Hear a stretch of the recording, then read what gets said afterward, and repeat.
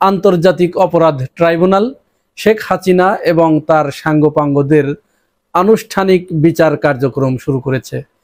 দীর্ঘ তদন্ত শেষে শেখ হাসিনার বিরুদ্ধে মানবতা বিরোধী অপরাধের ব্যাপক তথ্য প্রমাণ, দলিল, ডকুমেন্টস, ভিডিও ফুটেজ সব কিছু রাষ্ট্রপক্ষের প্রসিকিউটরের হাতে এসেছে এবং চিফ প্রসিকিউটর জনাব তাজুল ইসলাম তিনি বিস্তারিতভাবে জনসম্মুখে প্রকাশ করেছেন এবং তারই ধারাবাহিকতায় শেখ হাসিনা এবং তার বেশ কয়েকজন সিনিয়র মন্ত্রী, উপদেষ্টা তাদের বিরুদ্ধে চার্জ গঠন করা হয়েছে এবং মানবতা বিরোধী অপরাধের ব্যাপক তথ্য প্রমাণ প্রসিকিউটরের হাতে এসেছে এবং সেই বিচার কার্যক্রম সরাসরি আন্তর্জাতিক অপরাধ ট্রাইব্যুনালের কার্যালয় থেকে সরাসরি সম্প্রচার করা হয়েছে। সারা পৃথিবী আজ শেখ হাসিনার এই বিচার কার্যক্রম দেখার সুযোগ পেয়েছে। তবে এক্ষেত্রে আমার একটি পর্যবেক্ষণ আছে যা আপনাদেরকে একটু জানাতে চাই, শেয়ার করতে চাই। প্রথমে আসি, এই অপরাধ ট্রাইব্যুনালের এজলাস থেকে যে লাইভ টেলিকাস্ট করা হচ্ছে এটা সঠিক হচ্ছে কিনা, বা এটা হলে কতটুকু উপকার আর না হলে কতটুকু ক্ষতি, এই বিষয়ে আমি আজকেই গৌতম দাসের একটি ভিডিও দেখছিলাম। সেখানে তিনি চমৎকার করে বলেছেন, তার কথাটা আমার কাছে খুবই ভালো লেগেছে। আপনারা গৌতম দাসের সেই ভিডিওটি আমি ডেসক্রিপশন বক্সে দিয়ে দিব, আপনারা একটু শুনে নিন। তিনি একটি যুক্তি দিয়েছেন যে এই অপরাধ ট্রাইব্যুনালের কার্যক্রম সরাসরি লাইভ টেলিকাস্ট করার কারণে যেটি হবে সেটি হচ্ছে শেখ হাসিনার বিরুদ্ধে তো বাংলাদেশের মানুষ ব্যাপক বিক্ষোভ করেছে এবং এখনো তার বিরুদ্ধে মানুষ প্রচন্ড বিরাগভাজন এবং প্রচন্ড বিক্ষোভে ফেটে আছে। এমতো অবস্থায় 5 তারিখে যখন সমস্ত মানুষ রাস্তায় নেমে এসেছিল, যা নিকট অতীতে তো দূরের কথা, দূর অতীতেও এরকম মানুষ রাস্তায় নেমে আসে নাই। তো প্রত্যেকটা মানুষেরই কিন্তু শেখ হাসিনা এবং তার সাঙ্গপাঙ্গ যারা ছিল, তার চেলাপেলা যারা ছিল, তাদের অপরাধ সম্পর্কে, তাদের আকাম কুকাম সম্পর্কে এদেশের মানুষ ত্যক্ত, বিরক্ত এবং প্রচন্ড বিরক্ত। স্বাভাবিকভাবেই তারা শেখ হাসিনার বিচার চাইছে এবং তারা অধিক আগ্রহ নিয়ে বসে আছে যে হ্যাঁ, আজকে শেখ হাসিনার বিচার হচ্ছে এবং লাইভ টেলিকাস্ট সেটি দেখব, এরকম আগ্রহ নিয়ে বসে আছে। তো গৌতম দাস যেটি বলার চেষ্টা করছেন যে এরকম দর্শকদের ভিতরে, এরকম ভিউয়ার্সদের ভিতরে এই প্রসিকিউশনের যিনি প্রধান বিচারপতি আছেন তার পরিবারও তো আছে,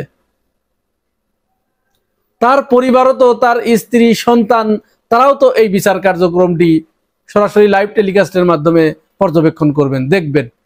সমস্ত যুক্তি প্রমাণ সাক্ষ্য শেষে আগামীকাল যে রায়ের দিন নির্ধারণ করা হয়েছে সেই রায়ের দিন যথারীতি সেই বিচারপতি তিনি মনে করেন বাসা থেকে বের হচ্ছেন আর তার স্ত্রী এবং সন্তান তাকে পিছন থেকে ডেকে বলছে যে বাবা, আজকে এরকম একজন ঘৃণ্য মানুষের বিচারের রায় হবে।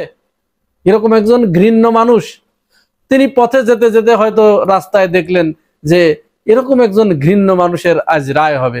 তখন ওই বিচারক কিন্তু, এটি কিন্তু গৌতম দাসের কথা আমি বলছি, তখন ওই বিচারক কিন্তু সারা পথ তিনি যাবেন, যেতে যেতেই তিনি কিন্তু একটা বায়াসড হয়ে গেলেন। এই একটা গেল বিষয়। আর দ্বিতীয় যে বিষয়টা সেটা হচ্ছে এই অপরাধ ট্রাইব্যুনালের লাইভ টেলিকাস্ট সারা পৃথিবী তো দেখবে, তারা এইটার উপরে পর্যবেক্ষণ করবে, অবজারভেশন করবে কি হচ্ছে কি না হচ্ছে।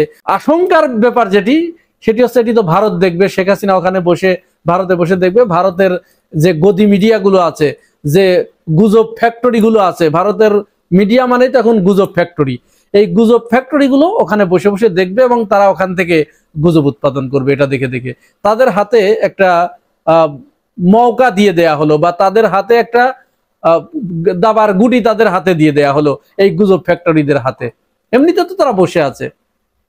সুতরাং গৌতম দাসের সাথে আমিও একমত পোষণ করে এটি বলতে চাই যে প্রথম দিন হয়েছে, আমার মনে হয় আর দরকার নেই। এমনটি হতে পারে যে আবার যেদিন তার বিচার একেবারে শেষ পর্যায়ে, যেদিন উভয় পক্ষের যুক্তি তর্ক আর্গুমেন্ট চলবে, সেদিনে দেখানো যেতে পারে এবং সর্বশেষ যেদিন চূড়ান্ত রায় প্রকাশ করা হবে সেদিন দেখানো যেতে পারে। এবারে আসি দ্বিতীয় যে কথাটি, সেটি হচ্ছে শেখ হাসিনা যে অপরাধ করেছে, তার চেলাপেলা চামুন্ডারা, তার সাঙ্গপাঙ্গরা যে অপরাধ করেছে, তাতে তাদের ফাঁসি হবার বা যাবজ্জীবন কারাদণ্ড হবার বা বিভিন্ন মেয়াদে সাজা হবার যথেষ্ট এলিমেন্ট রাষ্ট্রপক্ষের হাতে আছে, সরকারের হাতে আছে, প্রসিকিউশনের হাতে আছে। অবশ্য চিফ প্রসিকিউটর তিনি বলেছেন যে এই বিচার কোনো অতীতের প্রতিশোধ হিসেবে নয়, বরং এটি একটি চমৎকার ভবিষ্যৎ নির্মাণের জন্য এবং ভবিষ্যতের ইতিহাস সৃষ্টি করার জন্য, ভবিষ্যতের দলিল সৃষ্টি করার জন্য এই বিচার কার্যক্রম আমরা এগিয়ে নিয়ে যাচ্ছি। তিনি যেমন জামাত নেতাদের হত্যা করার জন্য, ফাঁসি দিয়ে মারার জন্য, বিএনপি নেতা সালাউদ্দিন কাদের চৌধুরীকে ফাঁসিতে ঝুলিয়ে মারার জন্য তিনি আইন সংশোধন করেছিলেন, নিজের ইচ্ছামতো আইন বানিয়ে নিয়েছিলেন।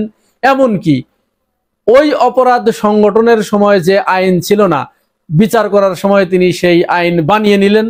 মানে ইচ্ছা মতো নিজের যা মনে হয়েছে তাই তিনি করেছেন।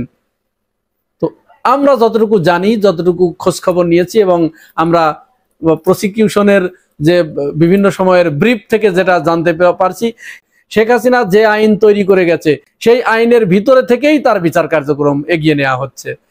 তিনি ওই যে কোথায় আছে যে অপরের জন্য যদি তুমি গর্ত খুঁড়ো তাহলে সেই গর্তে পড়ে তোমাকেই মরতে হবে, আমরা শেখ হাসিনার ক্ষেত্রে সেটিই দেখতে পাচ্ছি। তিনি জামাত নেতাদের, বিএনপি নেতাদের হত্যার জন্য, তাদেরকে ধ্বংস করার জন্য, এই দলগুলোকে নির্মূল করার জন্য যে গর্ত তিনি খুঁড়ে গিয়েছিলেন সেই গর্তেই আজ তিনি পড়ে হাঁসফাঁস করছেন, কিন্তু সেখান থেকে উঠবার মতো সক্ষমতা তার আর কোনোদিনও তৈরি হবে বলে এটি আমরা মনে করি না।